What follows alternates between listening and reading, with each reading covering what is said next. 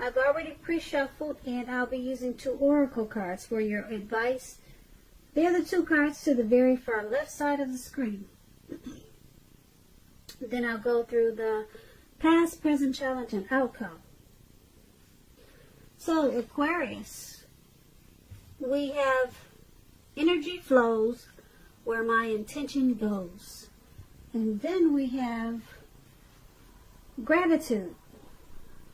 Now, gratitude, it speaks about being thankful. A grateful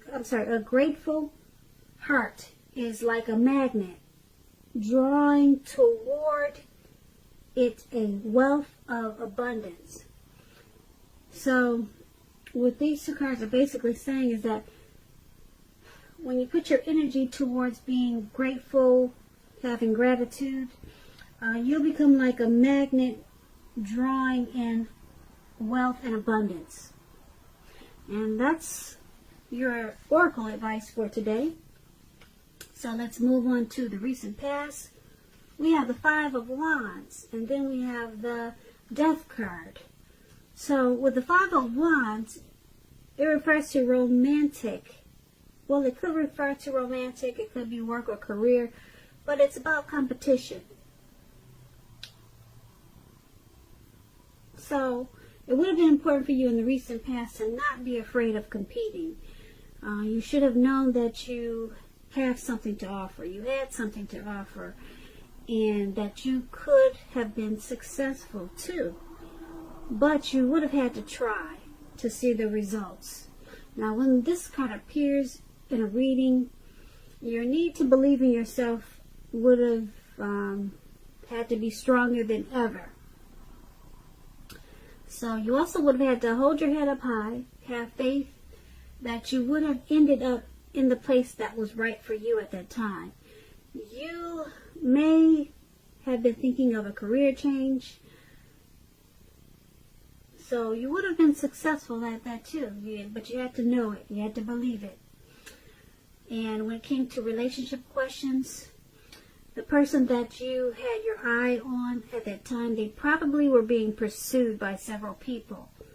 If this was the case, you gave it your best shot, or that's what you should have done. You needed to know that you had done all that you could do for the relationship where your heart was involved. This can also work the other way around, meaning that you were being pursued by several interested people romantically. So that's the 5 of Wands, and it's paired with a Death card. Now, the Death card doesn't necessarily or even usually indicate physical death.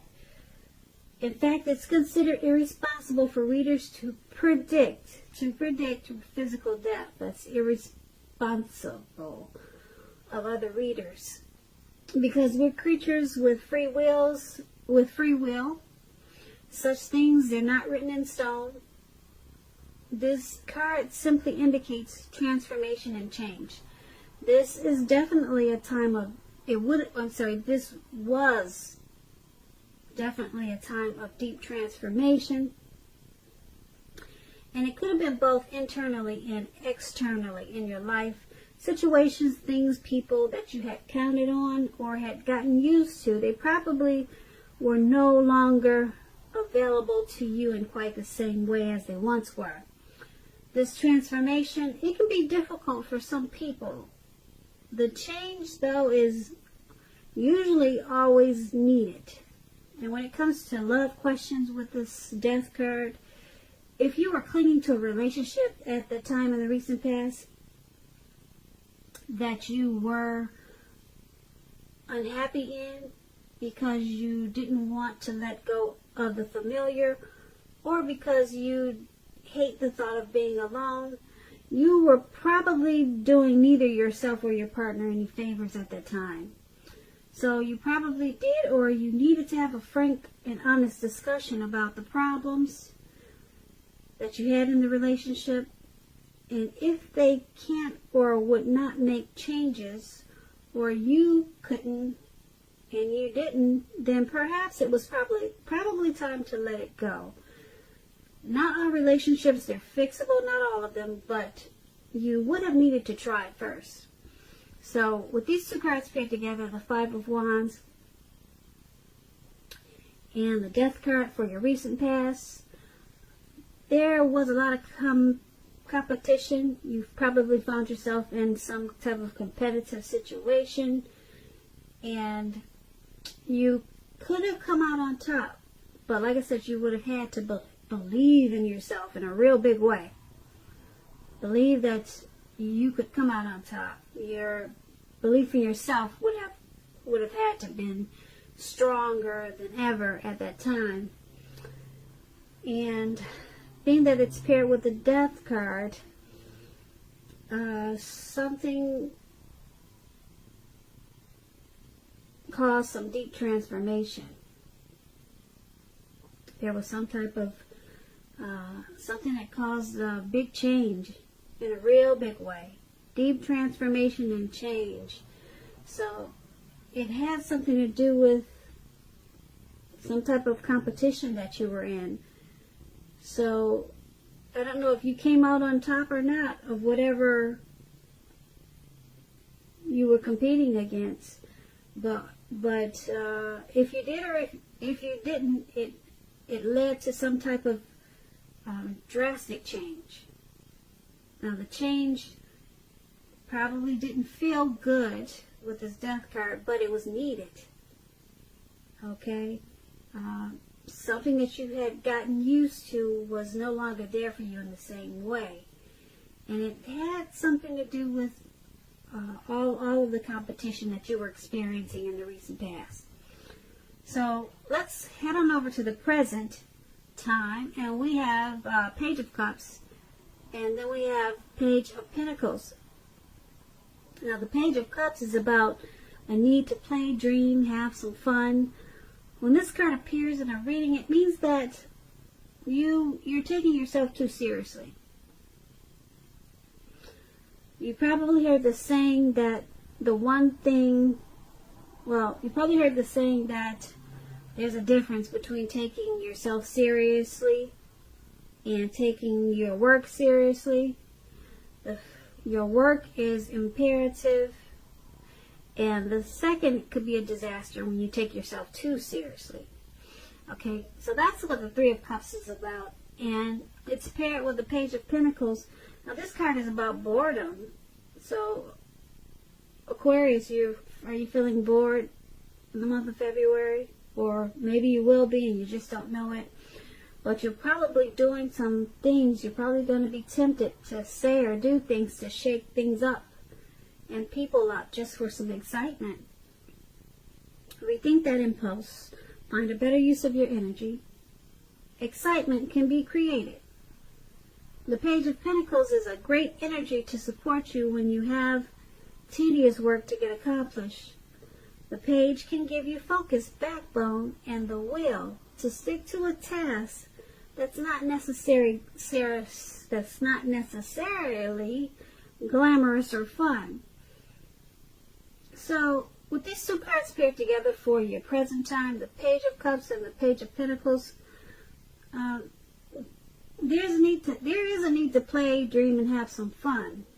And don't take yourself too seriously. But be careful with it. Be very careful with it at this time. Because, like I said, you could be tempted to shake things up with people that you know for some excitement. Because, you're going to shake things up for some excitement because you're kind of bored. That's what the Page of Pentacles is about.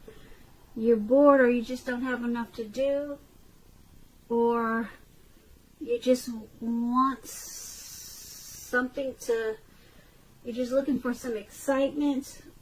So just focus on playing, dreaming, and having fun. Forget shaking things up, because you could find a better use of your energy at this time, because you'll have a lot of it with the Page of Pentacles. But you want to rethink that impulse of shaking things up, because I don't know, it could cause you to lose some friends because you're doing it out of boredom. So you might cause some disturbances at this time. So just focus on playing, dreaming, and having fun. But you're going to be tempted to shake things up. So be careful with that. Alright, so that's the present time. Now let's head on over to the challenge. We have the Nine of Wands, and then we have the Tower card. Now the Nine of Wands, it indicates anxiety and worry, being burdened and keyed up over certain concerns and issues. The first step is usually to take a deep breath, calm down. Don't let things that you're worried about overwhelm you at this time. Take it one day at a time, 1 hour at a time. At least some of the worries that you're feeling, they're very likely to turn out to be imaginary, all in your head. So get very specific on what you're afraid of and pick it apart. What is the true likelihood of the worry actually happening? So comfort yourself at this time.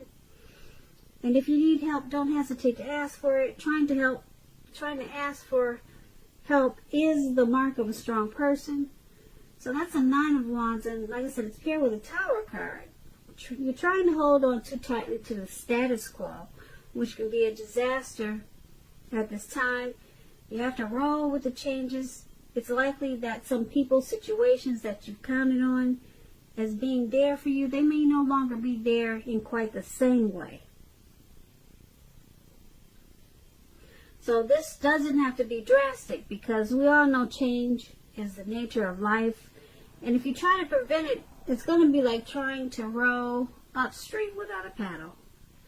If you have been building castles in the air, some of them may come crashing down at this time. That's only a problem if you let it be. You'll be able to replace them with some more realistic and reachable dreams and goals if some of them fall apart in February. Dreaming is important, but it's also important to be living in a reality too. So, with these two cards paired together for your challenge, the Nine of Wands and the Tower card, there's something you're going through or something's happening that's causing some anxiety and worry. Anxiety and worry.